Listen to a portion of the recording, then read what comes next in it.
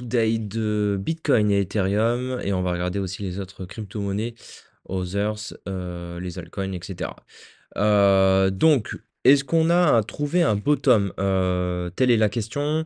Comme je vous avais dit sur la dernière vidéo, effectivement, on était sur une confluence assez importante.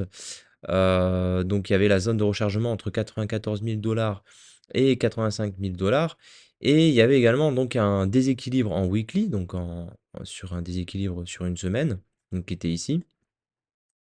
Et là, le prix a consolidé dedans, donc là, il y a un joli rebond qui se fait, donc ça a méché un petit peu plus, un peu plus bas.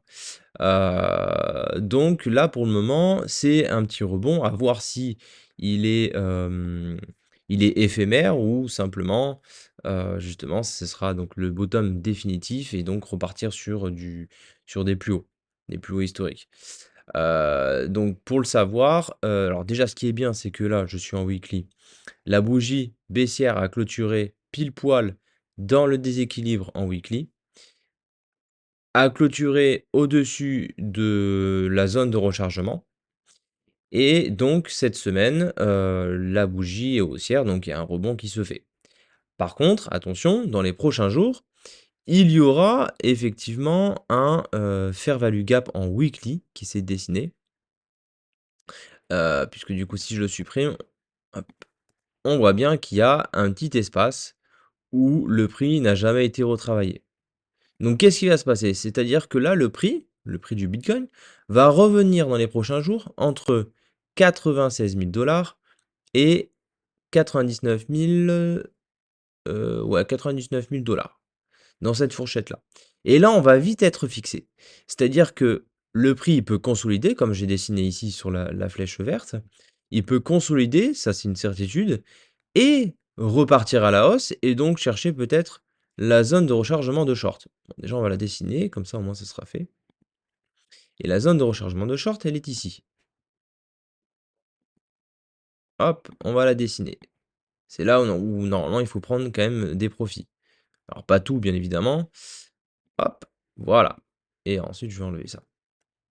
Et d'ailleurs, il y a une petite confluence entre le fair value gap weekly ici et les 38,2. Donc c'est le premier arrêt de Fibonacci. Donc c'est pour savoir si on est toujours sur une tendance baissière ou haussière. Comment savoir si on est sur une tendance baissière? Mais si les 38,2 sont rejetés, c'est-à-dire qu'on est sur une tendance baissière et donc on repartirait sur des plus bas, donc en dessous de 80 000 $. Par contre, si on pète les 0,382, on ira automatiquement sur la zone de rechargement de short.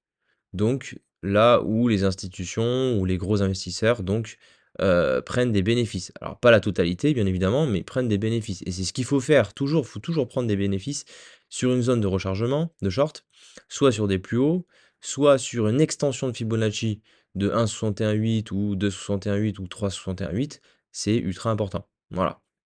D'ailleurs, il y a une petite confluence ici parce qu'il y a un fair value gap d'ailleurs baissier en daily. Je vais le pousser un peu plus par là, et on voit qu'il y a une petite confluence.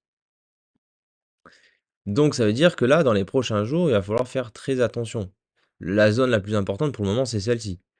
Et ensuite, on verra si c'est là ou là. Ça, on peut pas le savoir à l'avance, c'est impossible. Là, pour le moment, il y a un bottom qui s'est dessiné, mais pour voir que il y a donc un inversement de tendance, c'est péter 0,382 et éventuellement du coup se rediriger par là et voir si on rejette cette zone-là, donc repartir vers là, ou justement on consolide, on dessine un breaker block et on repart sur des nouveaux ATH, nouveaux prix historiques. Donc c'est à voir. Après, on va quand même regarder sur le CME ce qui s'est passé. Alors c'est à peu près pareil. On va se mettre en weekly. Donc en weekly, on a... Alors par contre, ce qui est dommage sur le CME, c'est que la bougie baissière a clôturé bien en dessous du fair value gap en weekly et s'est arrêté juste à côté du plus bas de avril 2025.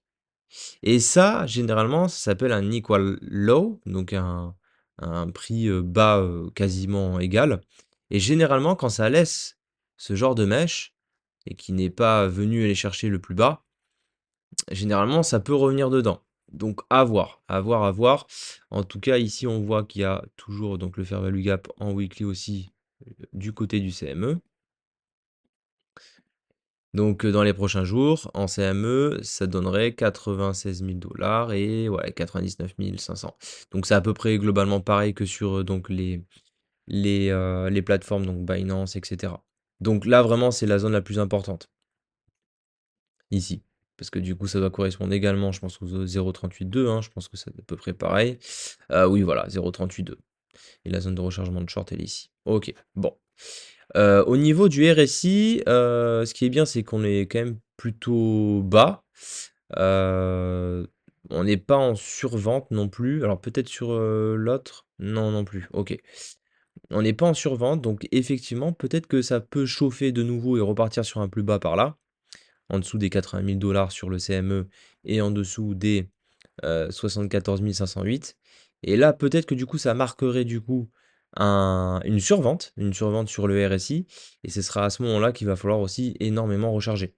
Alors déjà, là, il fallait se positionner, hein, bien évidemment, puisque du coup, théoriquement, une zone de rechargement, une zone de déséquilibre en weekly est ultra importante, d'autant plus que voilà, il y avait une zone de rechargement en confluence. Donc voilà. Donc à voir sur les prochains jours. En tout cas, le biais pour le moment c'est à court terme haussier. Et ensuite on verra bien sur la prochaine vidéo que je ferai si la tendance baissière est toujours persistante ou justement il y a un inversement de tendance. Voilà. On va passer sur l'Ethereum. Alors l'Ethereum, c'est pareil, hein. On est venu combler tous les fair value gap en weekly. Donc ça, c'est parfait. D'ailleurs, ça, celui-là, je vais l'enlever. Celui-là, pour le moment, je le maintiens, même s'il a été comblé à 100%, hein. D'ailleurs, c'est vraiment pile poil, hein, millimétré, hein. Donc c'est parfait. Il y a un rebond qui se fait également. Euh, on a eu la confluence, comme je disais sur l'ancienne vidéo, qui a une zone de rechargement d'institutions, hein. C'est là où ils investissent de nouveau. Heu, Par contre, effectivement, on va voir sur le CME. Non, sur le CME, ça va, ça a clôturé dedans, c'est bon. Peut-être que l'Ethereum a fait le plus dur. Ouais, on va voir. Alors juste par contre, je vais mettre en daily. En daily, ouais, il y a quand même un petit fair value gap ici. Donc c'est là qu'il va falloir voir si le prix, rejette ou pas. Donc entre 3002, ouais, 3285 et 3396, en gros 3400, à voir dans cette zone-là si le prix rejette. On verra, hein, on va être fixé. On va être fixé. S'il rejette, bon ben là du coup on ira plus bas. Et donc on ira s'attaquer probablement déjà au plus bas ici à 2650 $. Et également du coup chercher ce plus bas 23 juin 2025 et revenir donc dans la zone de recharge, dans le déséquilibre en weekly. Ça c'est possible. Bon, j'ai pas de boule de cristal, on verra bien ce qui va se passer, mais en tout cas, pour le moment, à court terme, c'est quand même un petit rebond haussier, hein, qui se fait, donc c'est plutôt positif. En termes de d'altcoin, donc le top 10, enfin on exclut le top 10 des crypto-monnaies. On retravaille du coup la mèche qui a été faite le 10 octobre. Donc généralement, on la retravaille à 50%. Je crois que pour le moment, c'est fait. Donc ça, c'est plutôt positif, je dirais. Ouais, on est pile poil dans les 0,50, donc ça, c'est bien. Donc, c'est possible qu'on ait marqué un bottom. Après, dans tous les cas, si c'est pas le cas sur les crypto-monnaies que je vous ai citées, donc Ethereum ou Bitcoin, forcément les altcoins vont descendre à leur tour. Et là, on ira chercher donc bah, dans ces zones-là, hein, voire peut-être même le plus bas de cette mèche. Ça, c'est possible aussi. D'autant plus que pareil, hein, il y a la mèche ici, il y a la mèche ici, donc c'est un equal là-haut. Donc c'est possible que ça revienne là. Par contre, là, ça ferait une baisse énorme. Là, pour le coup, si on est ici, ça ferait une baisse de ouais, 30%. Donc c'est vrai que c'est pas l'idéal. Mmh. Sur le total des crypto-monnaies, qu'est-ce qu'on est venu chercher? On était venu.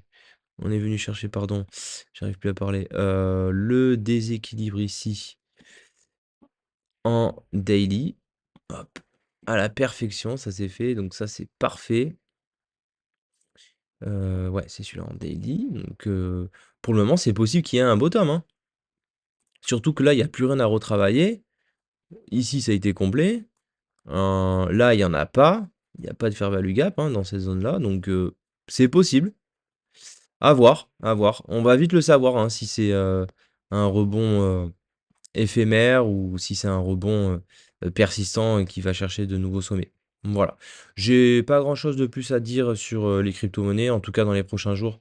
Attendez-vous à ce que ça vienne chercher les 96 000 et les 99 000 pour le Bitcoin et pour l'Ethereum, comme je vous ai expliqué, entre 3 262 et 3 369 et là, on va être fixé. Donc je referai une vidéo, prochainement pour vous expliquer, mon biais. Voilà. Donc n'hésitez pas à liker, la vidéo, à vous abonner et je vous remercie. À plus tard. Ciao, ciao.